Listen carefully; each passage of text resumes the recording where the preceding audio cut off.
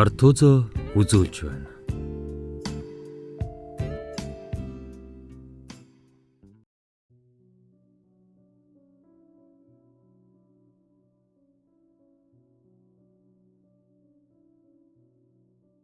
Зохиолч Агсарна 38-т эмэгтэй.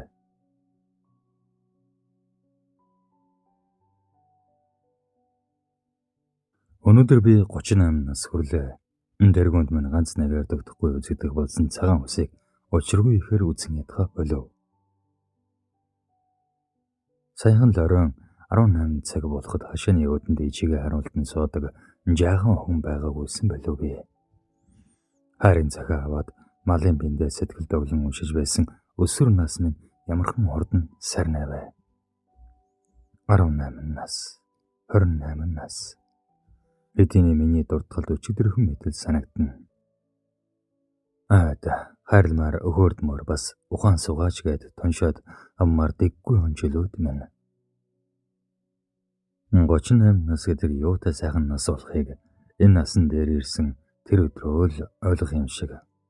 Хөгшөрч байгаа юм шиг мэдрэмж төрөх боловч 18-аас дотоохгүй залуухан санагдах хоёр мэдрэмжийн туйл давхцыг мэдэрч байв. Би хороо дэлхий дээр түрхэн цоор цочлоод босхын нэгэн чөлөөний талд нь чухам юу хийв? Юу гэв? Хэдэн хүний амьдрал сайхан үрийн цэцэг тарав. Хин сэтгэл сэргэх урмын үг хэлж магтав. Бас энийг гомдож зүрхийг нь шархлуулав. Муу зүйлс хэрэг хийв. Гэх мэтчлэн олон асуулт араараасаа нэг дор хөврөв. Бодод байхад би амьдралын тэг дундаас туучсаар л энэ өдөр үргэлжжээ.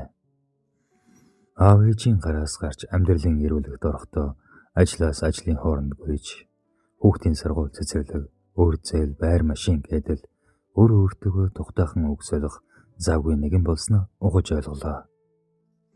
Тиймээс би 38 нас хүрсэн энэ өдрийг ганцхан өөртөө зориулахар шийдэж, цэцэрлэгийн бяцхан шулган орхуу өсвөр насны хоёр охиноо аавдан даатгаад аяны зүнхээ үрээд гэрээсээ гарлаа. Надад сайхан хань аз жаргалтай хүүхдүүд минь байгаа хэдий ч хүслэн гэдэг дэврэн мөрөлдөө хөөрхөн охиныг олох аяллаа эглүүлэхээр төрсөн нүдгийнхаа зүг сэтгэл шулуудав.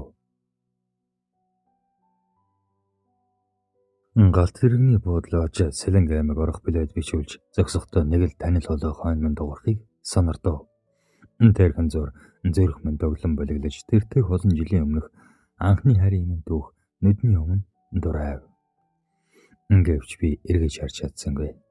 Тасалбар хам авчгаад бушуухан тэндээс гарсан хойно нэг их урт амьсгаа авлаа. Халуун кофе авч буланд бараатан суугаад утасны дэлгэц дүүрэн додрох хүүхдийн зургийг хараад сэтгэл уужирч бодол минь тэртээ нэгэн жилүүдэд уйсан уусав. 2005 он 18 нас. Нэг бодлын том хүн болчихсон юм шиг боловч хүүхэд нас анхны хайр энэ л насанд сэтгэлийг минь алгыг тогшиж үлээ. Нацаг их даруухан өгдөө цоотой мэт боловч ангийн өгөөд тэрч байтугай үеийнхэн өгөө донд атмаа нэгэн байв. Нүдний харц нь их гүн бөгөөд хуц бас эрэгтэй хүнд гоёдхоор дом давхраатай. Дүүнд сургуулийн ихэнх охид захаа өгдөг байв. Би ч бас дүүнд сэтгэл алдарч айстав амтлагийн энэ миний хайр дууг сонсож хайрандаа шатна. Гэвч сэтгэлээ нээж чадахгүй явсаар хонхны баяр дөхөв.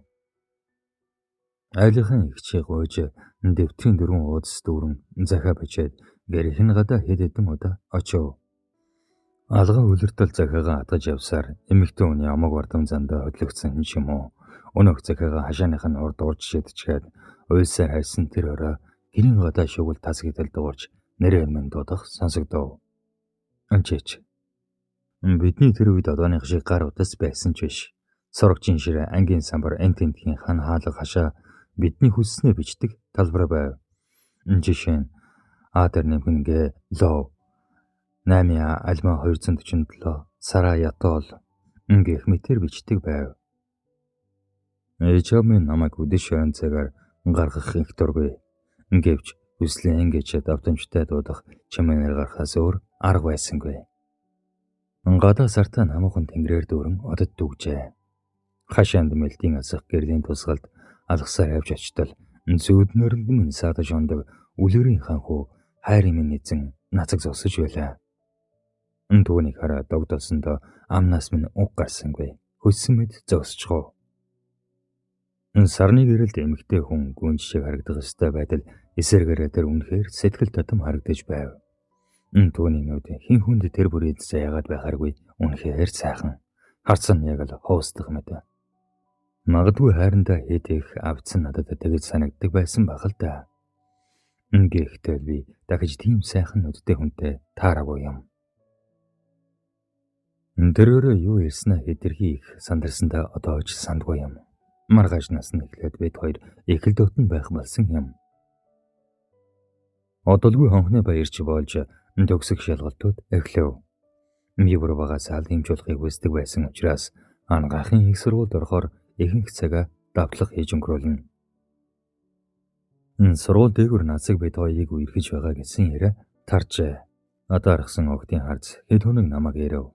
Гэтэл доод ангийн хулан хэмээх аман цорохн над дээр ирээд.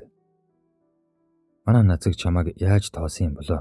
Миний хаан ч хүрэхгүй Орсын хөвгөлдөө шиг охин л байна гэчгээд өнгөөгд явчихж илээ. Өдөр ирэх тусам бид хоёр бие биендээ тассаар л байв. Анхны хэр бодтгүй гэж хэлсэн хүн лав худалж байх. Зүү чиг өдөр хоногуд ээжлэн үргэлжсээр бидний хариу нандин хэрэгүүд онголох хайранд нар сар хүртэл атаархах шиг санагдана. 10 жилийн сургуулиа төгсөх ойртох тусам сэтгэл минь тунчиг их тоглоно. Түүнтэйгээ хамт нэг их сургуульд орж хот газрын дэгжин шавь залуучууд болно гэхээс нойр өвлгөрж ирээдүгөө хэдэн янзаар төсөөлөн бодсныг минь бурхан лав тоолж амжаагүй байх та. Та ингээд утас дуурч хамттайхан бодол минь сарнав. Өмнө тавьсан кофе минь хэдийн их хорчээ. Төмөр замын бодол хүнээр дүүж наас цаашаа харан алах нэгэн байхад суудлын дээр зөрмөлөх хүмүүс ч байх. Мөн орчин үеийн гайхалтай техник технологийн илэрхийлэл болсон жижигхэн гар утсаар хороо ертөнцийн сонин сайхан ховж уяг тончиг таатахан толдон суух хүмүүс нэлээдгүй.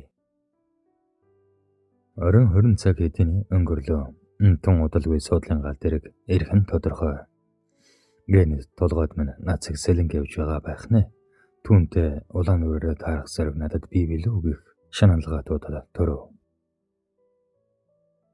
Хөрсөн кофего тэрж ихтэн үлдээгээд гадагшгарлаа.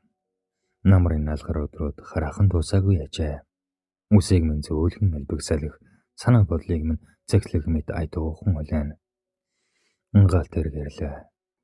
Божигнсан олны дундор явсаар өөрийн суух судалтай ирлээ. Миний хажуу цагаас озрох үе гэж айсандаа үлсэ гартал гүйсэн бололтой. Өдөөний байрын залуу инкер цээжээ задгаалan царай нь менжин сон. Харин өөдөөс харсан судалт нас тогтсон гэр бүлийн бололтой хосууд харагдав. Удалгүй гал дээрээ зөөлөн өдөөсөөр Улаанбаатар хотын өнгө алгалсан гэрлэн чимэглэл алсад замхран үлдэв. Бодод байхад ганцаараа аялалд явсан удаа надад юугүй бололтой. Хөөхтийн минь инээд нэргэн хани минь халамжийн хэрэглэл үүлэгдэх мэт. Цонхны зан хаа нэг харагдах жижигхэн суурин толгойн гэрэл үзэгдэнэ. Хүмүүс ихэнх нь амархаар хэвдэх үед миний бодол хөөрөв. Нацаг бид хоёр хүсэж мөрөөдөж байсан амьдралаараа амьдарч эхэлсэн юм. Шинжлэх ухаан технологиг сургуулийн оюутан болцголоо. Тэр минь барилгын инженерийн анги харин би хоол үйлдвэрлэлийн ангид орсон юм. Сургуулийн дотор байрны тасагт эрэгтэй эмэгтэйгээр хуваарлагдаж орсон учраас бид хоёр орой бүр хичээлээсээ ирээд байрныхаа 3 давхрын цонхон дээр бяцхан болзоо хийдэг байв. Тэр минь халааснасаа жихэр бох алим гэдэг заавал ямар нэгэн зүйл өгсөөр би аваасаа жихэр горддог жаахан өхөн шиг түүнийхээ гарыг дагуулж хардаг болчихж үлээ. Цаг хугацаа харавсан сум шиг өнгөрсөөр оюутны амьдралдаа дасах сэр байтал эхний 1 жил нүдэмх суурал өнгөрөв. Онцооны хамралтаар би нутагтаа ирсэн бол нацаг маань байдлын ажил хийхээр хотод үлдлээ. Гар утас гэж зүйл эд дэлгэрж байсан үе учраас ээж аваа шалсаар уцтай болж орой бүр нацагтай гараа ажилд зурус үтсээр унддаг болов. Зуны амралт сайхан ажээ. Төрж ирсэн гэр орон хайртай аав ээж дүү нар минь. Нүдэн дацал төрлөх нутаг минь цөм сэтгэлд минь нандаатай. Сумын төвийн аргаан талд дөнгөхийн харагддаг намхан толгод дээр дөнгөж нас үеийн үрж яваа болов гэмээр хоёр охин тас тасгийн өгөрж нарийнхан савхан хорооныхаа дунд хавчулсан тамхиг тунж сарамгаан аргагүй уужилан сорно. Тэдний арай өсөглөн биетэй урд гар усаа дал мөрлөгөө сул тавьж өөрт зохиогүй тод бодолд хийж уруула улаанаар бодсон охин өмхийгөө зун ийн өгөлөө. Сарна чи найзгаа харж л байгаарай. Би нацагтаа заавал үерхэн. Би гэрлэж хүүхдтэй болоод сайхан амьдрна. Би түүнд хичнээн хайртай билээ. Энэ лав жинхэнэ хайр гэж л байх гээд 10 жилээс л түүнийг хаа явсан газар дагаж явдаг найз Сарнаа. Нацаг хүслэн хоёр салах юм уу да. Бүр нэг сургуулийн дотор байранд байдаг их чинь үлээ. Сарнаа минь дээ. Чи намайг бидэндээ. Би заавал хүснээ авч байж салдаг аавын охин. Тэр ч тийм шүү. Гэхдээ яаж нацагтай гэхэд болон өнөө орой чи надад туслана шүү. Хоёулаа хүний амьдралын түүхийг өөрчилнө. Ингэснэ тас тасгийн энийх нь цаанаал нэг хорлонтой. Сумын төвийн бүжиг. Үслэн 10 жилийн ангийн найзуудынхаа шагалдаар бүжигэнд орохоор болж үс хизгээ гоодон нэмгэн шар арьсандаа тогорсон даруухан бодолт гэж урт хормойтой цагаан даашинж өмсөн үнэхээр сайхан харагдаж байв. Хүслэн угаас бор шаргал үстэй Орос Европ маягийн төрөгтөн хийнж гарсан нүдэнд тусгаар охин билээ. Энэ нь түүний өвөг эцэг нь Орос хүн байсантай холбоотой билээ. Нудраган дээл өмсөн хөдөөгөн залуусах хот газрын өнгө төрөх болсон дэгж нэгэн гээл сумын төвийн жижигхэн клубд хөлгөжих зайгүй хүнээр дүүрчээ. Хүслэн ангийн хэдэн нөхдийн хамт залуу насны эрч хүчийг гайгуулга мэд бүжгийн талбайн донд эргэлдэн. Ингэн цагаахан хэрэгөө сэтгэл одоо цагтаал төвлөрчээ. Холн Сарна хоёр нудраган дээл өмсөж бахаал гуталж ийсэн өөрсдөөс нь даруй 5-6 насаар ах болов гэмээр хоёр залуутай хүзүүсээрээр сэлгэлдэн харанхуй болон бараатан суужээ. Галтаха тэр заагаан палаачтай охинштай та сайн хараад аваарай. Ингээд зөв нүднийх нь доогуур хөх юу цацсан залуу саравчтай малгайгаа улам доош нь дарж өмсөд. За ахан ганцаараа адал зүслэн гэж мэд. Энэ зэргийн охин байтгал хэдэн мала өнгө зүс эм тэмдгээр нь ой тондоо булгадаг гэдэл бодчих. Энд харин дараа нь өгөх юм аа л бэлдэ. Мэдв. Ингээд хажууд суух залууга эргүүрээ зааж. Манай энэ сайхан царигаас халагдаж ирээд байгаа юм. Сайхан шиншил ууй гээд намайг амраахгүй шалаад байсан юм. Яхага та хоёр өөрсдөө хөл мэд надад бол зургал хэрэгтэй. Энэ нэгэн яриа болоод өнгөрсний араас галт шүлсээ гоожлох чанууд өлөн нүдэр бүжгийн талбайг ширтэнсөө. Галт хулангаас авсан зургийн аппаратаа дэлгэхэн ингэртэйгээд хажууд зөх өгдөө цөөтө хүйтэн харцтай залууг дагуулan гарч одлоо. Хүслэн найзуудын хамт хантал бүжиглэж гэр орхон нэгнийхэн хамт харихаар явлаа. Эдгээр явж дассан сурсан газар шиглээ харанхуй шүн гэдэг цаанаал айдас төрмөр. Хамт явсан найзаасаа салж гэрийнхэн годмор орсон хүслэн сая нэг гүнзгий амьсгаа авч хашаа даган алхасаар орчин дойрон намгүм гэрэмж тонч төгчээ. Мордын зөөлөн үрсэх дөрөв ангинан дургчин манаар сэрцхийн хүслэн дороо нам зогсов. Гэрээс нь олгойхон моргдсон хүмүүсээ усган сарны гэрэл додгон. Хүслэн тэдний хажуугаар гарan хашааныхаа халганд тууж очих үед тэдний нэг нь "Өөй, хүслэн мөн үү? Юм асуух гэсэн юм." Ингээд айхгайхан зэрэгцээд байсан хүслэн. "Хинбэ? Яах гэсэн юм?" "Явуулдаах. Чи чинь манай нацгийн найз охин баха." "Тийм ээ. Та яах гэсэн юм?" "Харин ах нь нацагтай холбогдох гэдэг чаддгүй. Тэгээд чамаас дугаарыг нь авах санаа тайл." Ингээвэл хүслэнгийн болгоомжил арилж. "Оо, тэгээ юу? Би айлаа шүү. Танд утас байвал дугаарыг нь тэмдэглээд авах уу? Хэмээн сая 2 руу дөхөн очив."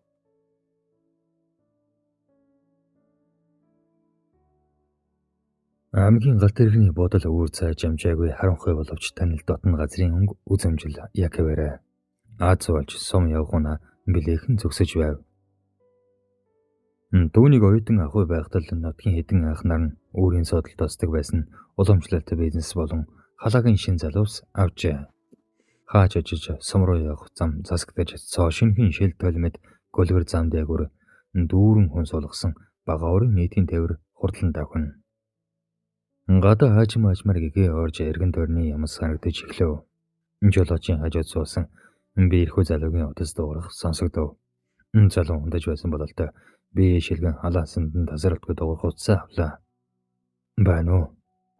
Оо, ээж хүн унаад суужглаа. Готов явж байна. За та минь юунд санаа зовдөг юм бэ? Тун удахгүй очлоо. Үнийг сонсоод л үзсэн ойд дөрсөн янзах шиг бие хумын болдог бол хэндэж үзэгдэхгүй хаашаа чамаагүй шингээд орчмоор санагдана. Нацаг түүнтэй хамт нэг машинд явж байж шүү дээ. Анхны хайрын эзэн хизээж зурсхийг хүсдэггүй өөрөөсөө хүртэл нууж явдаг тэр л азгүй хов тавилангийн нэгэн хэсэг. Хүслэн өөрийгөө зөвхөцөөлөө. Хэрэггүй л энэ үрдэл ирлээ. Ирсэн байсан ч машинаа бариад ирэхгүй явдаа. Хүүхэд насны дурсамж багын явдлаа дурсаж ганцаараа явах хүсэл минь. Машинаас очигдож буусаар нацгийн хэлж ирэв. Ямар тааш түүнтэй нүр тулсангүй. Магадгүй намайг хараагүй байх. Йох, ашгүй дээ. Хүслэн ингэж бодсоор машин гэрийнхэн гадаа эргээд цээж дөрөн амьсгаа аваад буулаа. Өглөөний нар уулын цаанаас мандаж байлаа. Шинэ өглөө ажлын гэж түүний сэтгэлийн зовнил өнгөрсөн дурсамжийг үлдэн хөөхмөд болов. Сэтгэлийн амар амгалан гэжийг хүн хаанаас ч олж болдог ажээ. Намар цагийн буужгансан ажил тариа будаа жимс нарийн ногоогод эд ажил ундрсан энэ цаг сэтгэл дулаахан татна. Завгүй хотын төвчрээ стресс бухимдал өөр зайлгаж чухам юу байдгийг орд тас мартуулга мэд шидэд төхөр хөдөө талд байдаг бололтой. Хүслэнгийн аав ээж тариалангийн багхан талбайтай түүнд хавар хөвөл намар гээд ер нь л жилийн дөрвөн улирал идэх юмсны ногоогоо тарьж хураасаар олон жилийн нүр үзэж бай. Нас дээр гарсан ч аав ээж нь энэ ажилдаа төртнө гэж огтугүй. Энэ салхины зөвлөн сэвшээ. Элчин харих төгсөн намрын шарнаар хажууханд нь хоржгонон урсах горхны чимээ. Тэртээ сонсогдох үхэр малын мөөрөх, уулын гэрээр бэлжих хон ямаа. Ямар ч хөшүүн хүний сэтгэлийг хөдөлгөх хөдөөгийн бод үзэгслэн. Өөртөө олгосон 10 хоногийн чөлөө нэг л мэтгэд шовтож харих цагт өгснийг анзаарав. Нэгэн бодлын хань ижил үр хөвгтэй сансанж дөржүүлсэн гэр орон байгаа бүхэндээ хорогдох мэт сэтгэлийн хөнгөн гуниг. Маргааш буцлаа дэгэх нууцхан харуулсалаа. Ганцхан үр хөвчтэй ирсэн түүнд ээжийг нь өгч явуулах зүйлс нэмэгцээр хоёр шудаад үрэх шахав. Угаас ийм л байсан тэр ёсоор хаал. Шүгэл тасгийн дуграв. Нэг л танил хоолой шахан шүгэлдэх түн. 20 жилийн өмнө сонсдож байсан түүнийг гарч ирэхийг өрн дууддаг байсан нацхийн түн зориулсан аяг шиг. Хийж байснаа оргих зүрхнийхэн цохилт төрөсөж хацар нь халав шатхыг мэдэрсэн хүслэн хажууд байх сандал дээр лагхийн суун тосов. Тун удалгүй хүслэн гих баргал намун хоол сонсогдов. Эчингүүрэл догдлол хараусал гимшилтээсээр 20 жилийн өмнө түүнтэйгээ уулздаг байсан намхан хашааныхаа хаалганд өрөв. Зүрхэн цээжэдэлд чин бөмбөрдөж гарын салгансаар гарч очив. Цаг хугацаа буцсан хөөрөх мэд. Мацаг 21 жилийн өмнөх анх удаа түүнтэй уулзахаар ирж байсан шигээл зогсож харагдана. 30 амь настай эдэрхэн эр хүн өргөн агаар зээж хөрслөг бор арьс бас нүдний соронзолгоо бусдыг дадах гүн борнууд. Тэр хэвээрээ ажээ. Он цаг улиран өнгөрсөн ч түүний минь харц хайрыг минь булааснууд тэр л хэвээрээ. Анхны хайр хизээж хуурдгүй сэтгэл зүрхний минь хаа нэгтээ нууцхан орсоор л байдаг гэдгийг би та бид бүгд л мэддэг. Гэхдээ миний хайр бусдаас нандин бас бусдаас гонигтай хайр юм. Санаа хүслэмэн уулзалгүй хичнээн худаатай. Түүний хүслэмэн гэсэн үг сэтгэлийг минь төглөөж бас түүний өмнө гимшиг сэтгэлийг минь уламл нэмэгдүүлв. Сайн уу? Хилээ минь ивэ болохгүй нэг л хүндээ. Би түүнтэй хэзээ нэг өдөр уулзах юм бол хэрхэг дугуйгаа хэдэн зуун удаа төсөөлж бодсон ч энэ уулзалт боцноос минь тэс сондоо. Нэг мэтгэд бид хамтдаа хашааны өмнөх модон санал дээр зэрэгцэн суусан байлаа. Хин энэ тулгамдаад байгаа боловч нацаг эрхүний өөр зааж ойр зүрийн ясаар бидний бие барьсан байдал аажмаар замхрав. Хүслэн минь тэр үед чамайг яагаад усанд хайсан чулуу шиг алга болсныг би хожмол олж мэдсэн. Намайг уучлаарай. Энэ бүхэн надаас л ихтэй байж. Чамайг энд хүлээсээр шөнө болгох шихлаа. Уг нь буужгийн талбай дээр харсан л да. Очихын завдалгүй явчихсан байна лээ. Танд манай нацгийн дугаар яралтай хэрэг болжээ дээ. Ийм орон цагаар гээд инээсэн хүслэн хажирах завдалгүй амийг даран хоёр талаас нь бүжин авахд амьсгал нь богдож ухаан болортов. Юмс бүдэг бадаг харагдаж ухаан нь орж ахын зөөрт эмцэг төрхөн бийн эхээс төрсөн чихтэй чармаа шалдан байгаагаа мэдсэн охин айн болон удаж сая л юу болоод байгааг ойлгох мэт чарлав. Үй галтаа нөгөөч нь сэрэгчлээ. Одоо яах юм гэж усан архин толгойд нь гаж манарсан дойрж арайхин амны. Тэгэхэд гатаа оглохын харайж усаад. Дүү охин сэрч гисэн үү? Орилоод яах вэ? Манай энэ хавьд айл байхгүй. Чи манай үйлчин дээр байна. Аятайхан байвал анхнаар нь удахгүй чамайг явуулна гэснээ өнөг залуугууд хандан. Өгшөө нөгөө камер ялаа. Ингээд дөрж хажууд байх аппаратыг хэдэн зургийн хамт галтын гард атгуулав. За маа энэ зургуудыг хар данчины шалдан шармаа зураг бий. Хүслэн түүний гараас зургийг авч харвала. Түүний ухаан алдсан байх үед олон янзаар авсан харахад нүд тайлтрын дүрслэн байв. Гар нь жижигч балмагцсанда уйлгаа цэврийг хийж чадхаа байсан түүний цагаан даашинзыг галцсарваж. Үйлээд яах вэ? Чамд ганцхан болзол тавь. Нацагтай ахин битгий уулз. Түүний сурдаг сургууль явдаг замаас хол ер нь үлдсэн насандаа түүнээс хол бай. Тэгвэл энэ зүргийг хиндэж тараахгүй. Бид гурын нууц болж үлдэнэ. Бид хоёр дэмж яатгаа алдсан хүмүүс биш. Чиний бие хааг буртаглаж бузарлаагүй. Чамтай адилхан охин дүү надад бий. Гэхдээ мөнгөний төлөө бас хийдэг хүмүүс шүү. Одоо харь. Гэхдээ энэ тухай хиндэж ам нэх хэрэггүй. Тэгвэл энэ зургийн хальс сумаар дүүрэн тарна гэдгийг сайн ойлгож байгаа бах. Хүсэл нь нулимсаа харчин бие цэглэж гэртээ орол гэрийнхэн тунчиг санаа зовсон айдаа хүлээж байлаа. Энэ өдрөөс хойш хүсэл нь дуугаа урааж газар шагаан явах болов. Нацгаас өчнөө дуудлага зурвас ирэхэд алинд нь ч хариу өгөхгүй байсаар дарханд байх нагц зэгчиндээ сууж ангаахын оюутан болохоор явчихв. Сарны гэрэл бүдэгхэн тулсан өнөө үед нацаг яриагаа юунаас эхлэхээ мэдэхгүй байгаа бололт санаа алдан хэсэг соосны эцэст би чамайг орон мөргөө алга болсны дараа яасан их хайсан гэж бодно. Манай гэрэнтнээс мөн чиг асуусанда дааж аав ээж дүү нар чинь юу ч хэлээгүй. Сургууль эхлэхэд чи ирсэнгүй. Би гэдэг хүн ямар ч зориггүй хичээлдээ суусан ч юмгүй. Бор дарсгээ чиг нэлээдгүй хөдөж хэсэг замаа алдсан юм. Тэгж явахдаа доод ангид сурдаг байсан аман цар хулантай таарсан. Хулан чинь манай сумын засаг даргын охин шүү дээ. Мөнгөн муутай ядарсан надад тус тийм их болдог байлаа.